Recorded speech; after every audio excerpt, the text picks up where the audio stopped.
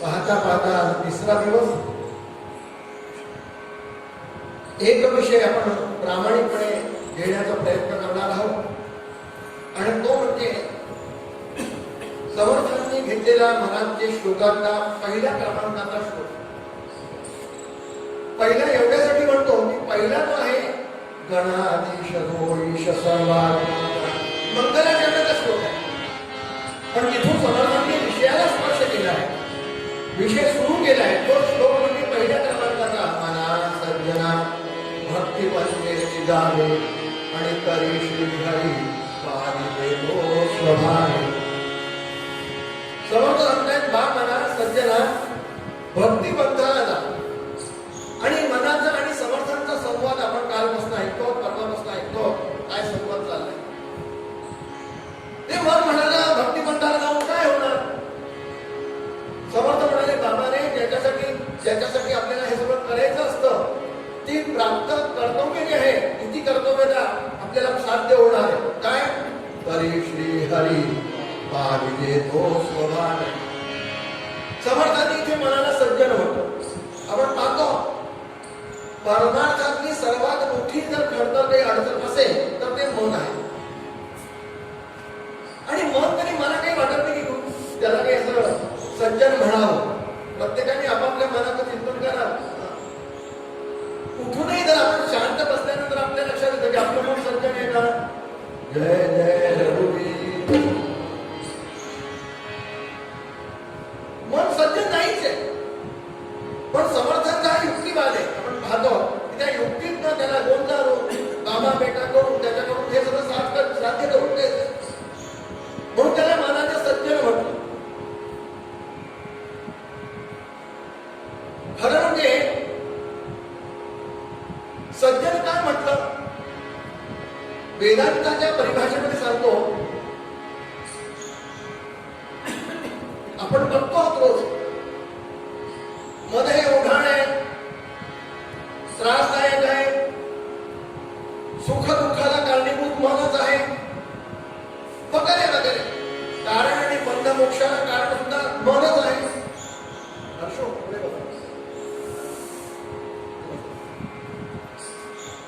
या सगळ्या गोष्टी आपण चिंतनात बघतो. हे मन कसं आहे काल आपण पाहिलं स्पर्श केला होता. आज थोडा विस्तार बघूया. खरं म्हणजे पंचज्ञानेंद्रिय आणि पंचकर्मेंद्रिय डोळे नाक कान रसना त्वचा हात पाय वगैरे वगैरे हे जे सगळे आहेत मलद्वार दुधार वगैरे ह्या ज्या इंद्रिय आहेत ह्या इंद्रियांचं अधिष्ठान मन आहे. म्हणून आपली सगळे इंद्रिय जरी कामाला लागले, कामाला म्हणजे भक्तीला लागले, लक्षात सर्व इंद्रियाने आपण भक्ती करत असतो असं गृहीत धरून चला. काय करतोय कीर्तन करतोय म्हणजे काय करतोय बोलतोय भगवंताचं संकीर्तन करतोय. आपण कानानं श्रवण करतात बरोबर. डोळ्यानं पाहतात भगवंताचं रूप पाहतो. चित्र डोळ्यापुढे येतं. कीर्तनकार म्हणतात म्हणजे ते डोळ्यापुढे चित्र येतं वगैरे वगैरे. म्हणजे काय कानानं भगवंताचं आपण दर्शन करतो असं गृहीत करून चला. कानानं क्षमा करा डोळ्यानं दर्शन करतो, कानानं ऐकतो, मुखानं भगवंताचं संकीर्तन करतो. तरी सुद्धा अंडरलाईन करा तरी सुद्धा मन जर नसेल तिथे तर ह्या इंद्रियांचं तिथे लागून काही उपयोग नाही. जय जय रघुवीर. तुम्ही दिसतंय कानानं ऐकता पण तुमचं तुम्हाला माहिती तुम्ही काय ऐकता. जय जय तुम्ही इथे बसता माझं कीर्तन ऐकतात असं वाटतं मला तरी वाटतं बरं. पण तुमचं मन इथे असेल की नाही ह्याची शाश्वती नाही. घरामध्ये ठेवलेलं दूध कदाचित लक्षात येऊ शकतं की अगो बाई गॅस उघडा राहिला म्हणून जय जय आठवूया राहिला असेल म्हणजे मन असेलच ही शाश्वती नाही. म्हणून महाराजांचा संदर्भ घेतो. घेई घेई माझे वाजे गोड नाम विठोबाचे डोळे तुम्ही घ्याने सुख पहा विठोबाचे मुख. तुम्ही ऐका रे कान माझ्या विठोबाचे गुण. महाराज म्हणाले या सगळ्या इंद्रियांना म्हणाले असं करा असं करा असं करा असं करा. पण लक्षात आलं की हे सगळे इंद्रियांनी केलं तरी आपल्याला फलप्राप्ती होईल का नाही. म्हणून महाराज काय म्हणाले मना तेथे धाव घेई राहे विठोबाचे पायी.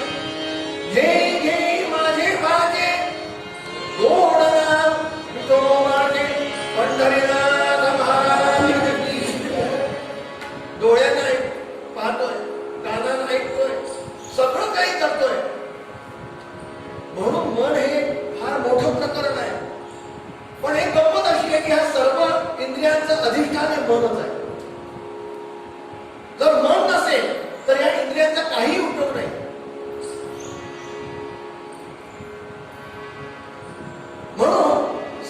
समर्थांनी मनाला सज्जन म्हटलं. वेदांताच्या परिभाषेत आपण थोडं बघूया. सज्जन का म्हटलं? समर्थांनी सज्जनाची व्याख्या केलेली आहे. समर्थ सज्जनाची व्याख्या दासबोधाच्या सज्जन समाजामध्ये संतस्तवनामध्ये करतात. त्याचा प्रारंभ करतात काय? आता वंदीन सज्जन जे परमार्थाचे अधिष्ठान जयांचे गुह्य ज्ञान प्रगटे जनी श्रीराम. ज्यांच्या कृपेनं परमार्थाचं गुह्य ते गुह्यतम ज्ञान आपल्याला मिळतं ते म्हणजे कोण? सज्जन. म्हणजे कोण? संत. म्हणजे कोण? सद्गुरू. म्हणजे कोण? साधू. एकच पर्याय वाचतो. संतांच्या कृपेशिवाय, साधूंच्या कृपेशिवाय, सद्गुरूंच्या कृपेशिवाय परमार्थाचं गुह्य ते गुह्यतम ज्ञान ते प्राप्त होऊ शकत नाही. म्हणून त्याला समर्थांनी सज्जन म्हणतो. तद्वत पंचज्ञानेंद्रिय आणि पंचकर्मेंद्रिय ह्या कितीही आपण भगवंताला लावल्या म्हणजे भगवंताला अर्पण केल्या तरी मनाचं जर अधिष्ठान नसेल, लक्षात घ्या, मनाचं जर तिथे अधिष्ठान नसेल तर ते आपल्याला परमार्थाचा जो अधिकार आहे तो आपल्याला प्राप्त होऊ शकत नाही. म्हणून मनाला समर्थांनी सज्जन म्हणतो. जय जय रघुवीर. कारण अधिष्ठान आहे. जसं सज्जन अधिष्ठान आहे परमार्थाचं तसं हे इंद्रियांमध्ये अधिष्ठान मन आहे. म्हणून समर्थांनी मनाला सज्जन म्हणतो. मना सज्जना भक्तिपंथेची जावे. वेदांतामध्ये अशी एक परिभाषा आहे. कठोपनिषदामध्ये आहे. आत्मानं प्रथिनं विद्धि शरीरं रथमेव तु. आत्मानं प्रथिनं विद्धि शरीरं रथमेव तु. बुद्धिं पुंसारथिं विद्धि मन प्रवृत्त प्रग्रहमेव च.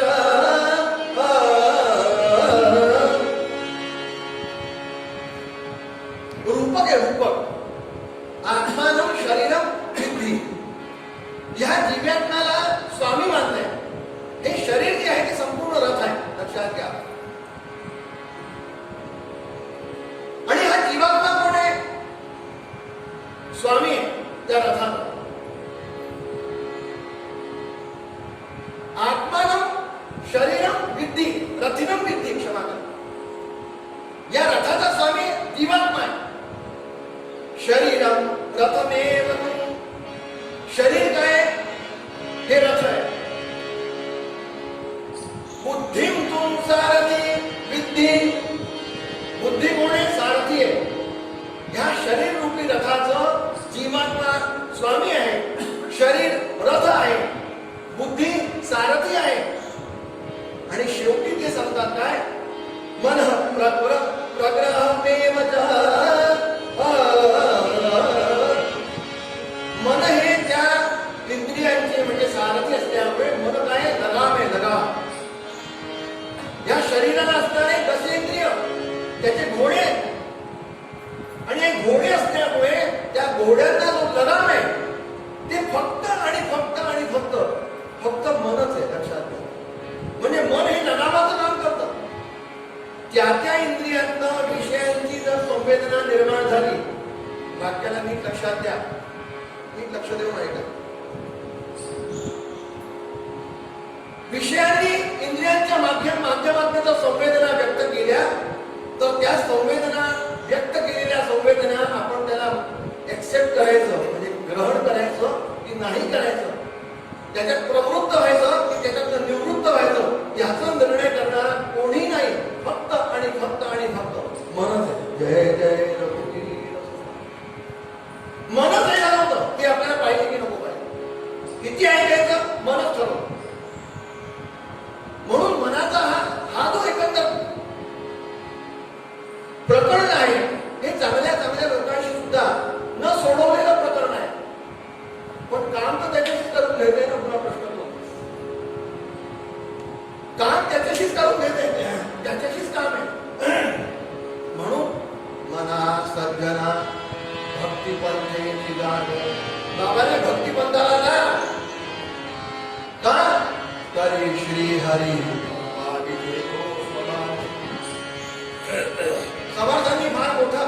हरीचा शब्द इथे वापरला. समर्थ असं नाही म्हणाले तरी श्रीराम पाविजे तो स्वभावे, तरी श्रीकृष्ण पाविजे तो स्वभावे. नाही, समर्थ काय म्हणाले तरी श्री हरी पाविजे तो स्वभावे. हरी असा शब्द वापरला.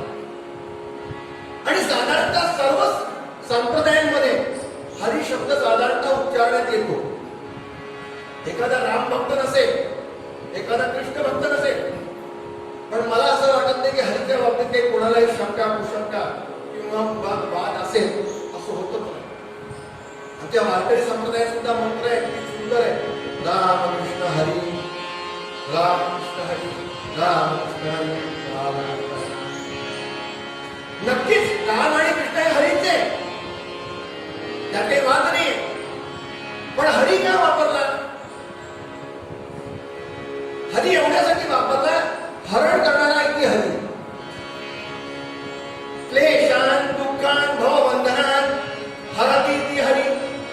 जो क्लेशांचं हरण करतो, दुःखांचं हरण करतो, भवबंधनाचं हरण करतो, हरण करणारा आहे ती हरी. म्हणून त्याला हरी असा शब्द वापरला. नुसतं असं नाही की आपल्याला आठवलं नाही म्हणून हरी वापरला समर्थाने. नवे नवे वापरलाय लक्षपूर्वक. तरी श्री हरी पाविजे तो स्वभावे. आणखी सांगतो मनी लोचनी श्री हरी तोची पाहे, जनी जाणता भक्त हो नाही. श्री हरी समर्थाने मनाच्या श्लोकात वापरला, श्री हरी वापर. आणखी सांगू पुढे वापरला. काल परवा आपण त्याचा उल्लेख केला होता, पण मला खात्री आहे कीर्तनाच्या श्रोत्यांना काही आठवत नाही. जय जय रघुवीर. गजेंद्रू महासंकटी वाट पाहे, तया कारणे श्री हरी धावत आहे. श्री हरीचा शब्द वापरला. मनी लोचनी श्री हरी तोची पाहे, मना सज्जना भक्ती मध्ये जावे तरी श्री हरी, श्री हरी शब्द वापरला. गजेंद्रू महासंकटी वाट पाहे, तया कारणे श्री हरी. समर्थांच्या मते श्री हरीचा अवतार इथेच झालेला आहे. गजेंद्र मोक्षाच्या वेळेस श्री हरीचा अवतार आहे. का? संकटांना हरण केल्याबरोबर धावून आले भगवान, मुली घातली. म्हणून समर्थांच्या मध्ये हा अवतार झालाय.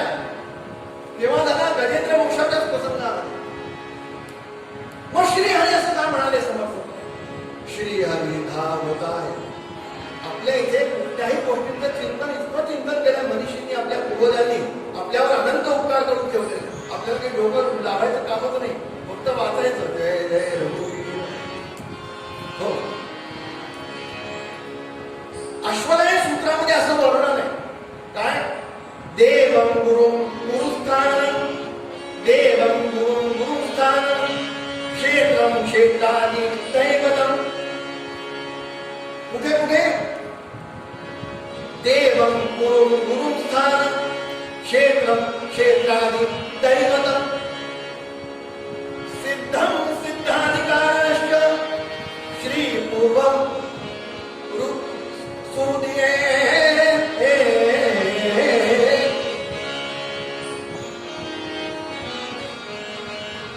गुरु देवं गुरु गुरुस्थान. देवाच्या ठिकाणी सुद्धा नुसता उच्चार करायचा नाही, अशी आमच्या इथे शास्त्राची पद्धत आहे. देवं गुरु गुरुस्थान. देवाच्या ठिकाणी उच्चार करत असताना श्रीपूर्वक उच्चार करावा. हे मी सांगत नाहीये. ब्रह्मवैवर्त पुराणामध्ये भगवान कृष्ण जे आहे ते शंकराला सांगते झाले. भगवान शंकराला सांगता, शंकर देवा नुसतं कृष्ण माझा उच्चार करू नका, मग श्री कृष्ण उच्चार करा. असं ब्रह्मवैवर्त पुराणामध्ये भगवान कृष्णाने भगवान शंकराला सांगितलं. शंकराने सांगितलं त्याला काय होईल? त्याने सांगितलं राधेचा उल्लेख करायचं कारण ठरणार नाही. जय जय रघुवीर. तुम्ही श्री कृष्ण म्हटलं की राधा कृष्णाचं पुण्य मिळेल. जय जय रघुवीर. तुम्ही श्रीराम म्हटलं की सीतारामाचं पुण्य मिळेल. म्हणून गुरुंच्या ठिकाणी श्रीचा उल्लेख करायला पाहिजे. देवाच्या ठिकाणी श्रीचा उल्लेख करा. गुरुस्थान इथे असतील त्या ठिकाणी श्रीचा उल्लेख करून मग त्याचा उल्लेख करायला पाहिजे. आणखी सांगतो, यात्रेला आपण जातो, कुठे गेलो, काशीला गेलो, नुसती काशी नाही म्हणायची. मी श्री काशीला जाऊन आलो. श्रीचा उल्लेख तिथले जे देवता असतील महाकालेश्वर भगवान, काशी विश्वेश्वर नाही, श्री काशी विश्वेश्वर देव भगवान, अशा पद्धतीने उल्लेख करायला पाहिजे. अहो किती सांगितलं आता काय ऐकायला काही बिघडत नाही. आपल्याला सुद्धा काहीतरी अर्धा दोन तास ऐकायचं असतं, मग निदान हे असं तरी ऐकायला पाहिजे. एवढं सोपं नाहीये. तुम्हाला गमत सांगतो, गुरुचा सुद्धा उल्लेख करू नये एवढं सांगितलेलं आहे. स्वतःचा आत्मानाम, स्वतःचा उल्लेख करू नका. गुरुच्या सुद्धा नामाचा उल्लेख करू नका, निषेध आहे सांगितलंय. म्हणून तुम्ही बघा, रामायण बघा, महाभारत बघा, आपण लक्ष देत नाही त्या गोष्टीकडे. आपला सुद्धा उल्लेख स्वतःच्या नावाने करू नये असं शास्त्र सांगतं. गुरुच्या तर करूच नये, आपल्या करू नये. याला प्रमाण तुम्ही रामायण वाचा, महाभारत वाचा. भगवंताला विचारलं तू कोण आहेस? मी दाशरथी आहे म्हणाले. भीष्माला विचारलं तू कोण आहेस? मी गांगे आहे म्हणाले. भीष्म नाही म्हणाले मी राम आहे, असं नाही म्हणाले. मी दाशरथी आहे. वडिलांचा उल्लेख, मी दाशरथी आहे. स्वतःचा उल्लेख टाळलाय. तद्वत आपला उल्लेख करूच नाही असं आपल्याला शास्त्र सांगतं. म्हणून ह्या सगळ्या गोष्टींच्या पुढे श्री लावायचं असल्यामुळे समर्थांनी इथे बाहेर केली. हरी श्री हरी पाविये तो स्वभावे. म्हणा तू असं कर, भगवान तुला प्रसन्न होती. काय करतील ते मनाने विचारलं. तुम्ही रोज सांगताय 3 दिवस झाले भक्ती पद्धतीचा, भक्ती पद्धतीचा, भक्ती पद्धती. भक्ती म्हणजे काय करू? गंधव वाळू, की देवाची पूजा करू, की नामस्मरण करू, की अमुक करू तमुक करू. समर्थ म्हणे तुम्ही तयारी का भक्ती बंधायला जायची? आठवी तयारी. 3 दिवसात एवढा परिणाम झालाय की मला असं वाटू लागलं की आपण भक्ती बंधाचं आचरण करावं. नक्की ना? अगदी नक्की. पहा बरं, अगदी पहा, नक्की. मन म्हणाला माझी तयारी मग आता मी सांगतो कर. भक्ती बंधन नाही तर हो, मग आता मार्ग आक्रमण कर. काय करायचं? जने नित्यते सर्व सोडून द्यावे. काही करू नको. गंध नको, अक्षता नको, फुलं नको, गंगाजल नको, पाणी नको, काही नको. जने नित्यते सर्व सोडून द्यावे आणि जने वंदते सर्व भावे. तो म्हणाले हे भक्तिपंथ का? म्हणाले महाराज. अरे म्हणाले तो भक्तिपंथ राहिला बाजूला. म्हणाले आधी हे तर कर. साध्या व्यवहारातल्या गोष्टी घ्यायच्या जमत नाही त्या आधी कर म्हणाले. व्यवहारातल्या आचरण आधी अगोदर नीट कर, मग गोष्टी करू. पण बऱ्या वेळाला का थोडे मार्ग सुरू. तो म्हणाले काय करायचं? जनी निंद्यते सर्व सोडून द्यावे. निंद्य गोष्टींचा त्याग कर. आणि गंमतच होती. समर्थांचा दाखवत आपण उघडला की त्याच्यामध्ये लिहिलं असतं भक्तीचे योगे देव निश्चय पावती मानव ऐसा आहे अभिप्राय. दासबोध मी एवढ्यासाठी लिहितोय की दासबोधामध्ये भक्तीच्या योगानं परमेश्वराची हमखास प्राप्ती होते. अंडरलाईन करा. हा अभिप्राय एवढ्यासाठी दासबोध लिहितो. आणि मग माणसाला असं वाटतं, साधकाला असं वाटतं की क्या बात आहे, भक्ती पंथातल्या सगळ्या गोष्टी आपल्याला वाचायला मिळतील. म्हणून हा तू सुरू करतो तर पहिला ठीक आहे, मंगलाचरणाचा पूर्ण स्तवनाचा दशक आहे. पण त्यानंतर पहिला दशक संपला आणि दुसरा दशक विषयाला सुरुवात झाली. ही पहिला समास कशाचा असतो? मूर्ख लक्षण. जय जय रघुवीर. माणसाला असं वाटतं काहीतरी भक्तिपंथाचं वाचायला मिळेल. छे, मूर्ख लक्षणापासून सुरुवात. कारण जनी निंद्यते सर्व सोडून द्यावे. त्याचा विस्तार त्या मनाला विचारलं कुठे वाचू? निंद्या गोष्टी सोडायच्या म्हणजे काय, कुठे वाचू? समर्थाने दाखवतात वाच. मला एक मोठी गंमत आठवते. आपल्या इथलीच घटना आहे. जाणता राजाकार बाबासाहेब पुरंदरे, शिवशाहीर बाबासाहेब पुरंदरे, त्यांनी इथे व्याख्यान दिलं. कोण लोक होते तर मला कल्पना नाही त्यापैकी किती कोण होते. त्यांनी घटना सांगितली समर्थांच्या दादोबात. इथेच ते बोलले होते.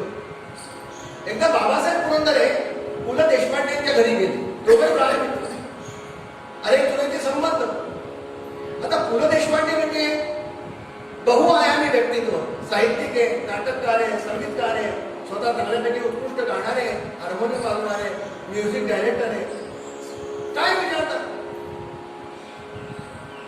एकटेच होते योगायोगाने पु ल देशपांडे त्या दिवशी एकटेच होते आणि म्हणाले मी जेव्हा गेलो तर मी काहीतरी असा मोठा काहीतरी ग्रंथ वाचत होता. मला काय वाटतं म्हणाले बाबासाहेब म्हणाले मला असं वाटतं ह्यानं लिहिलं असेल ग्रंथ कारण की लेखक आहे चांगल्यापैकी एखादं नाटक लिहिलं असेल नाटककार आहे सिनेमा असेल किंवा एखादं साहित्यिक ग्रंथ असेल असं वाचत असेल तेवढं मला म्हणाले की बाबा तुम्ही आलाय म्हणाले आता चहा बनवतो मस्त बहिणी नाही का म्हणाले बहिणी नाही कोणी नाही मी एकटाच आहे म्हणाले मी जातो म्हणे चहा बनवून घेऊन येतो म्हणाले एवढं म्हणाले. त्याने तो ग्रंथ वाचता वाचता खाली ठेवला आणि ते आतमध्ये चहा बनवायला गेले. बाहेर येऊन पाहतो तेवढ्यात मला काही म्हणे राहून दिलं नाही. बाबासाहेब म्हणाले मला राहून दिलं नाही म्हणून मी जाऊन त्या ग्रंथाला पाहिलं डान्स करतो बरेच चहा म्हणाले. तेवढ्यात मुलं आतमध्ये बाहेर पण आत आले बाहेर आले चहा घेऊन हे काय म्हणाले दोघं आम्ही दोघं पहिला सुरुवात केली. मी सहज त्याला विचारलं की तू डान्स वाचतो म्हणाले काय वाचत होतास म्हणाले. पीएचं उत्तर विनोदी स्वभावाचे पूर्वक ते म्हणाले खरं सांगू का बाबा मी माझं आत्मचरित्र वाचतो म्हणाले. तुझं आत्मचरित्र दासबोधामध्ये हो म्हणाले. मूर्ख लक्षण हे माझं आत्मचरित्र आहे. पु ल देशपांडे म्हणाले हे माझं आत्मचरित्र आहे आणि मला मोठं कौतुक आहे की समर्थांनी माझं आत्मचरित्र लिहावं तेही 350 वर्षापूर्वी लिहावं. जय याला म्हणायचं मूर्ख लक्षण आपण म्हणतो पण त्या मूर्ख लक्षणांमध्ये समर्थ काय म्हणाले जनी निंद्यते सर्व सोमी त्याने आणि जनी वंद्यते फार ओढ असतो. आपल्याला असं वाटतं त्याच गोष्टी आपण सारख्या वारंवार करत असतो. अजाणतेपणाने करत असतो. आपल्याला कळत सुद्धा नाही आपण केले आहे इतकं ते अंगवळणी पडतो. म्हणून एक सुंदर वाक्य आहे त्याला अंडरलाईन करा. हे वाक्य असं आहे एकदा चूक करा दोनदा चूक करा तीनदा चूक करा. लक्षात घ्या एकदा चूक करा दोनदा चूक करा तीनदा चूक करा 100 वेळा चूक करा पण पहिली चूक दुसऱ्यांदा करू नका. आपलं काय होतं 30 चूक सारखी 30 चूक. एक गोष्ट आहे कीर्तनकारांची आपले जुने कीर्तनकार सांगायचे एक परीख होता म्हणे परीख म्हणजे धोबी आणि तो आपल्या गाढवावरती खच्चरवरती कपडे ठेवून रोज तोडे धुवायला जायचा नदीच्या किनाऱ्यावर आणि नदीवर तो आपल्या घरी जायचा.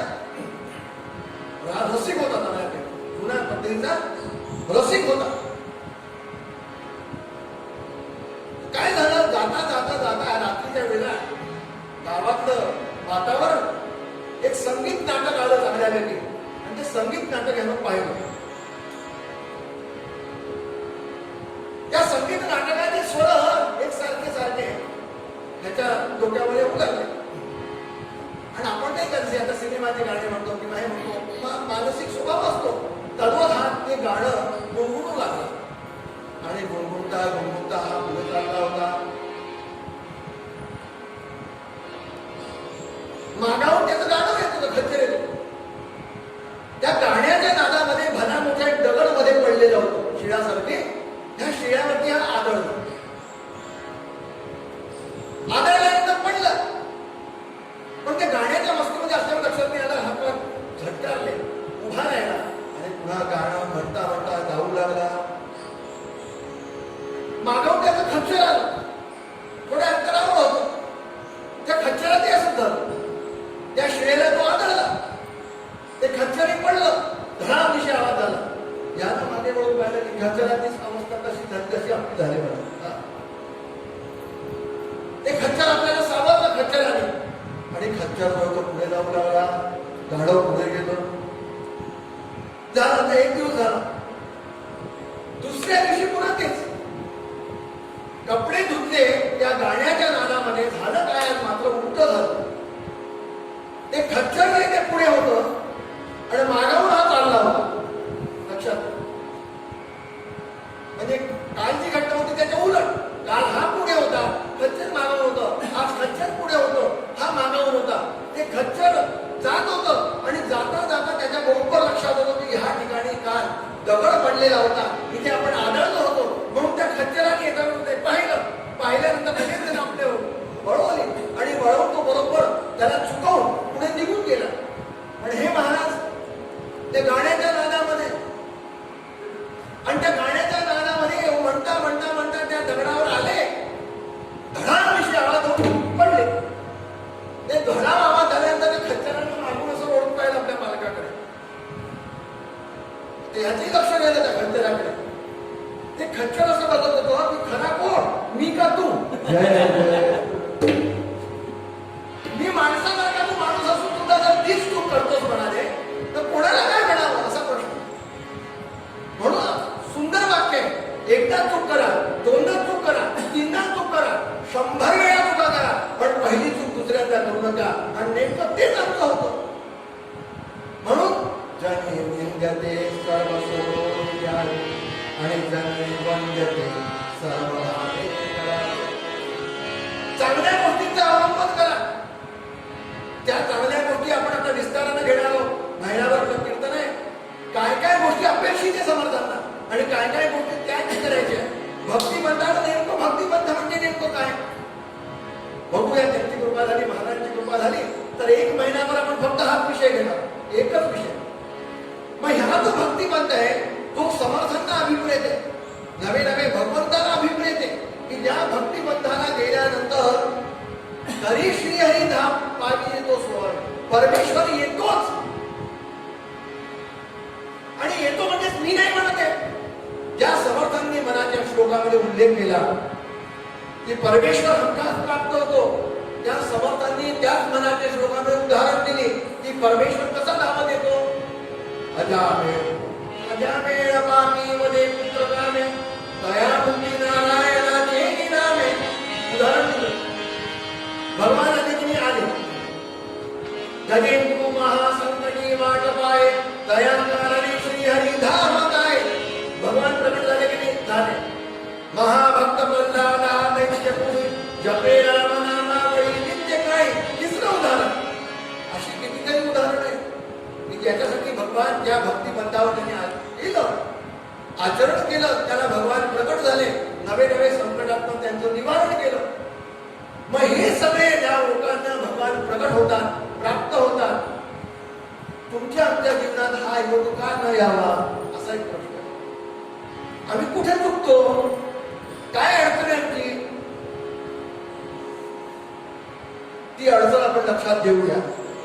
तेव्हापासून उद्यापासून नारदांच्या भक्ती सूत्रामध्ये नारदांनी भक्तीची व्याख्या केली. फक्त उल्लेख करतो आणि विषय आपण उद्या घेऊया. नारद असं म्हणाले, सात्वस्मिन् परम प्रेम रूपा